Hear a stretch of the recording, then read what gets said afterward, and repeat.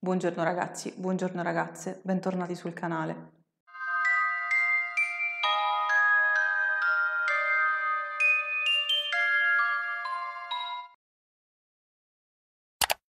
La scorsa settimana abbiamo percorso la prima tappa del nostro nuovo viaggio, cioè dal soggetto al dipinto, e come anticipato questa settimana invece ci dedicheremo alla costruzione del bozzetto e quindi alla prima fase della creazione di un dipinto. Per poter passare però alla realizzazione pratica del nostro soggetto, dobbiamo prima di tutto avere ben presenti e conoscere alcuni elementi fondamentali dell'arte della pittura.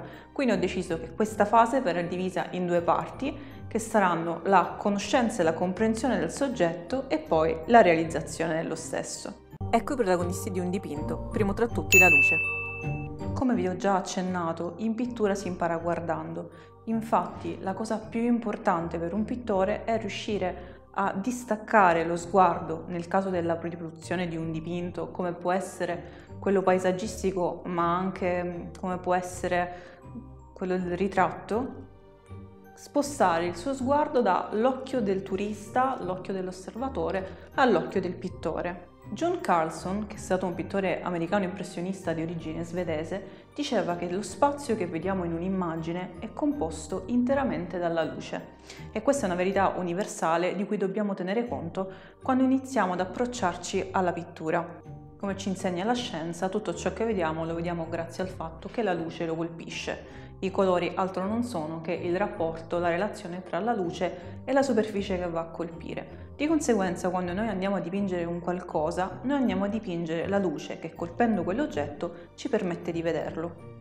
Capire che alla base di un dipinto c'è la luce e quindi che tutto lo spazio pittorico che noi andremo a studiare e dipingere si compone di luce, sta alla base per capire e per creare l'illusione pittorica, perché di base un pittore è questo, è un illusionista, è qualcuno che ti regala un'impressione e il dipinto non è altro che la sua illusione, il trucco. Oggi sono qui per spiegarvi il trucco che sta alla base dell'illusione pittorica. Vedremo quanto, fino a che livello sia fondamentale capire la luce, capire come funziona per poterla poi manipolare a nostro piacimento, per poter creare la nostra illusione e capire cos'è la forma realmente all'interno di un dipinto, cioè un insieme di variazioni tonali dalla luce al buio. Secondo protagonista, l'atmosfera. Il secondo elemento fondamentale è l'atmosfera. L'atmosfera è quello che tu vuoi dare con il tuo dipinto, la sensazione, la punta emotiva che tu vuoi trasmettere con il tuo dipinto. E far entrare in rapporto la luce con l'atmosfera ti permetterà di rendere il tuo soggetto, quindi la tua foto di riferimento o comunque il soggetto che tu hai deciso di dipingere qualora tu stessi dipingendo en plein air, esattamente quello che vuoi tu. E riuscire a far muovere insieme la luce con l'atmosfera nel modo corretto ti permetterà di creare una densità emotiva tale da non aver bisogno di inserire 1.000.000 di elementi per poter trasmettere quello che tu vuoi trasmettere. Se tu vuoi creare un paesaggio cupo e tetro, potrai riuscire a farlo soltanto con la luce e l'atmosfera che vai a ricreare, non avrai bisogno di inserire losche figure, a meno che non siano determinanti all'interno della tua composizione, per dare quell'idea di cupo e di spaventoso. Infine troviamo gli elementi. Per ultimo troviamo gli elementi. Gli elementi sono proprio i soggetti del nostro quadro. Nel caso di un paesaggio saranno le montagne, saranno gli alberi, saranno l'erba, il lago, tutto quello che vogliamo inserire all'interno della nostra composizione. Ma anche qui torniamo al discorso che abbiamo fatto sul linguaggio della pittura, e cioè impariamo ad osservare la reference in base alla sensazione che noi vogliamo trasmettere, in base all'idea che noi vogliamo ricreare con il nostro dipinto, non soltanto in base a ciò che vediamo. Vi faccio un esempio pratico. Se per esempio quello che io voglio trasmettere con il mio dipinto è il freddo di una giornata autunnale, un cielo grigio, no? Quella sensazione di nuvoloso, di giornata che finisce, e magari nella mia foto di riferimento ci sono cartacce, una macchina rossa che si vede in lontananza, c'è un cestino dei rifiuti, c'è il signore col cappello che cammina lontano. Quanto quegli elementi possono servirmi per riuscire a ottenere il mio paesaggio nuvoloso, la mia idea, il valore che avevo scelto per il mio quadro. Impariamo anche a capire che non tutti gli elementi che si trovano nella nostra reference vanno inseriti. Molti elementi possono essere semplicemente trascurati, perché il nostro scopo è quello di dare un'idea ben precisa, di trasmettere una determinata cosa con il nostro dipinto, non fare una riproduzione fedele della foto. Quindi iniziamo a distinguere all'interno del soggetto di riferimento quali sono gli elementi sacrificabili da quelli che invece sono utili al nostro scopo, utili a rendere l'idea che noi vogliamo regalare con il nostro dipinto. Ricordatevi che quando fate una composizione pittorica è sempre meglio inserire meno elementi, cercare di semplificare al massimo, perché per ogni dettaglio che noi andremo a inserire e per ogni cromia, per ogni differenza di colore che andiamo a inserire, l'attenzione verrà divisa, verrà frammentata. Quindi rischiamo di distruggere l'illusione di insieme, l'idea di insieme che ci eravamo prefissati di trasmettere con la nostra tela e con il nostro dipinto. Come vi dicevo, quello che inizieremo adesso insieme sarà un dipinto di paesaggio. Questo vuol dire che dobbiamo conoscere degli elementi principali, strutturali del dipinto di paesaggio. Voglio fornirvi oggi delle regole basilari che non sono mie, ma che ho studiato nel tempo, che possono aiutarvi ad approcciarvi al soggetto universalmente, ma in generale adesso andiamo a concentrarci sul paesaggio, quindi su un soggetto naturalistico, su una visione di insieme. Partendo da questo piccolo discorso, poi andremo a sviluppare il discorso valori tonali, ma ci andremo per gradi. Io so che parole come la luce, le ombre, valori tonali sembrano degli argomenti enormi e spaventosi, ma vedrete che se ci arriviamo piano piano diventerà tutto molto chiaro e molto semplice. La teoria che andrò a presentarvi oggi non è, come vi dicevo, la mia teoria, ma è proprio di Carlson, l'impressionista americano di cui vi parlavo prima. Lui sosteneva infatti, e scrisse proprio un trattato, che esistono 4 piani pittorici nella composizione del paesaggio. I 4 piani del paesaggio, secondo Carlson, sono i seguenti. Il primo è un piano orizzontale, che è il piano dell'erba, il piano del terreno di base, quello che si staglia proprio orizzontalmente. Il secondo piano invece è un piano verticale ed è rappresentato dagli alberi, quindi che si slanciano verso l'alto. Il terzo piano invece è rappresentato dalle montagne in lontananza, quindi un piano obliquo. Ok? Immaginate da lontano, obliquo. In ultimo, il quarto è un piano quasi ad arco, che è quello del cielo. Quindi ricapitoliamo, in ogni paesaggio, ne mettiamo un po' qui in giro, in ogni paesaggio ci sono 4 piani, il piano orizzontale, quindi il terreno, il piano verticale, che sono gli alberi, il piano obliquo, che sono le montagne, il piano circolare, che è la cupola ottica del cielo. Perché sappiamo che guardando il cielo abbiamo l'impressione, no? Che sia una cupola. Questa è genericamente la nostra visione d'insieme di un paesaggio, perché in pittura, mi raccomando, quello che importa è la visione d'insieme, la composizione d'insieme, non il dettaglio. Il dettaglio è secondario, soprattutto nella questione paesaggio. Utilizziamo adesso i nostri paesaggi per prendere confidenza con i valori tonali, identificandoli per grandi masse grazie alla vicinanza tra gli elementi e la luce. Ora, abbiamo detto che tutto si compone di luce. Questo che vuol dire? Che dobbiamo identificare all'interno dei 4 piani il piano della luce. E qual è il piano della luce in un'aperta campagna, all'aperto in generale? Ovviamente il piano di luce, la nostra fonte di luce è il sole, è il cielo. Quindi l'elemento più chiaro di un dipinto di paesaggio è sempre, tranne con un'unica eccezione ma lo vedremo dopo, il cielo.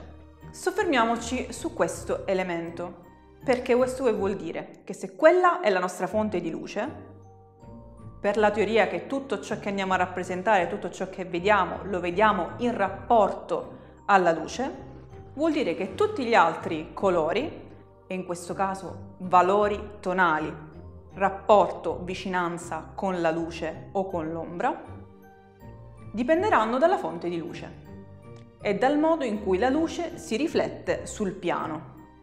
E abbiamo detto che i nostri piani sono 4, di cui uno è la luce, è il cielo.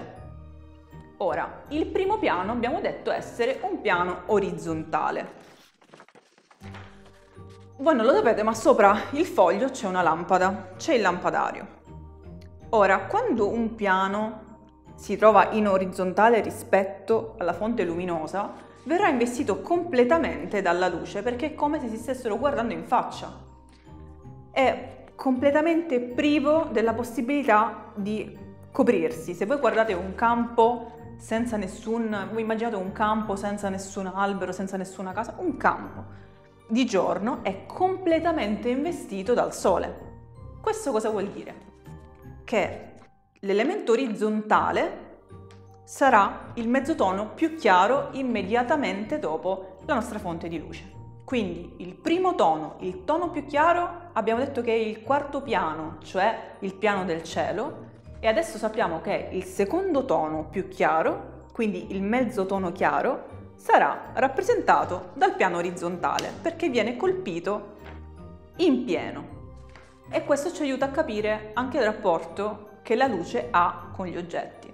Perché se abbiamo detto che più una cosa si presenta orizzontale, quindi colpita in pieno dalla luce in maniera perpendicolare, è luminosa. Ma allora se il nostro secondo elemento, il nostro secondo piano, è rappresentato dagli alberi che si stagliano in verticale, cosa vuol dire? Che al contrario la luce in questo caso colpisce gli alberi soltanto nella parte alta, mentre tutto il corpo, lo vedete dal foglio, rimane in ombra.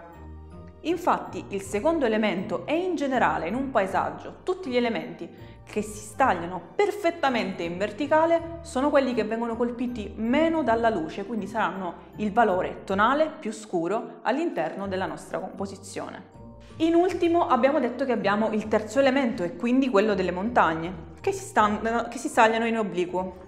Ma qua io sono sicura che voi siete bravissimi e avete già capito di cosa sto per dirvi. Non sono perfettamente orizzontali, non sono perfettamente verticali, ma sono oblique. Di conseguenza saranno il mezzotono più scuro. Ricapitoliamo per l'ultima volta. 4 piani per Carlson fanno parte del dipinto di paesaggio. Il primo piano è il piano orizzontale, il secondo piano è il piano verticale, il terzo piano è quello obliquo delle montagne, il quarto piano l'arco del cielo. Il primo elemento, il valore tonale più alto, è quello della luce, la nostra fonte di luce. Quello immediatamente sotto, quindi il mezzotono luminoso, sarà quello che viene colpito di più dalla luce nella sua interezza, quindi il nostro prato, la nostra terra. Quello più scuro sarà il secondo piano, quindi gli alberi che si stagliano in verticale. E in ultimo il mezzotono scuro sarà semplicemente rappresentato dalle montagne. Questo schema così semplice, ragazzi, ci svolterà la vita d'ora in avanti per tutte le nostre composizioni. Io voglio che per la prossima volta ognuno di voi si scelga una foto di paesaggio e che inizi ad osservare questo rapporto tonale di cui parlavo. Per ora non scervelliamoci, non facciamoci domande sul dettaglio, su che cos'è, ma teniamo ben ferma, ben a mente questa teoria dei 4 piani e della loro divisione tonale. Come vi dicevo, esiste un'unica eccezione in cui in un paesaggio il cielo non è l'elemento più chiaro. E se ti viene in mente, scrivilo nei commenti. Stoppa qui il video e scrivi quella che pensi sia l'unica eccezione e poi riparti per vedere se hai indovinato. E sì, l'unica eccezione che viene posta in un paesaggio è la presenza del colore bianco. Che sia la neve, che sia una casa, che sia un qualunque elemento bianco presente all'interno. Non esiste un valore più chiaro del bianco assoluto e nel caso di un paesaggio innevato ricordatevi che il punto di partenza, quindi il nostro punto tonale più chiaro, è rappresentato dalla neve, ovunque sia. Ma questo non ci deve spaventare, perché noi sappiamo che la nostra fonte di luce principale, al di là della presenza della neve, è sempre il cielo, e che quindi tutti gli altri rapporti tonali variano a seconda del loro rapporto con la luce e di come vengono colpiti. E noi sappiamo che più un elemento è verticale, più è in ombra. Ma cambiando l'inclinazione si creano i mezzi toni. Quindi l'elemento più chiaro è la neve. Non dovete fare il cielo più chiaro della neve, però nient'altro sarà più chiaro del cielo. Quello che mi importa alla fine di questo video è che questo vi sia chiaro. Cioè, il valore tonale dipende dalla vicinanza o dalla lontananza alla luce. Qualunque sia il colore, non vi voglio parlare di bianchi e di neri, vi voglio parlare di luce e di buio e di nero. Quindi, per questo video ci fermiamo qui. L'importante è che voi assorbiate per la settimana prossima questa informazione, cioè il valore tonale all'interno di un'immagine. 4 valori fondamentali: il più chiaro, il mezzotono chiaro, il mezzotono scuro e il punto d'ombra. Fine. Non ci dobbiamo preoccupare di altro. Partendo da questa facilissima base, la prossima volta inizieremo a capire cosa è il rapporto tonale tra un colore e l'altro, tra il buio e l'altro, e come la comprensione del valore tonale e del rapporto tra un tono e l'altro, quindi tra la cosa più chiara, la cosa più scura, la cosa meno chiara e la cosa meno scura, può aiutarci nella creazione del bozzetto e quindi poi nella rappresentazione nel nostro quadro. Io spero che questo video vi sia stato utile, spero davvero che voi abbiate capito i rapporti tonali all'interno di un paesaggio, che sono questo, ragazzi, cioè non pensiate che chissà che cos'è un rapporto tonale. Il rapporto tonale è questo: la distanza o la vicinanza con la luce. Elementi più chiari, mezzi toni e scuri. Questo sono. Niente di trascendentale, di assurdamente difficile. Spero che questo video vi sia stato utile, spero che la prossima volta sarete ancora più carichi perché iniziamo a disegnare. Per qualunque incertezza, dubbio sul discorso valore tonale, sul paesaggio e sulla teoria dei 4 piani di Carlson, scrivetemelo nei commenti, fatemi sapere se conoscevate la teoria di Carlson. Credo non mi resti altro che invitarvi a iscrivervi al canale se non l'avete ancora fatto e a condividere questo e tutti gli altri video con i vostri amici e gli appassionati d'arte che conoscete per aiutarmi ad allargare questa community e a far crescere il mio profilo. Se vi va, lasciate un like di supporto o un commento.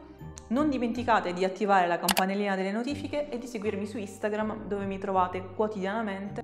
E come sempre vi lascio un grosso bacio e ci vediamo presto nel prossimo video. Ciao!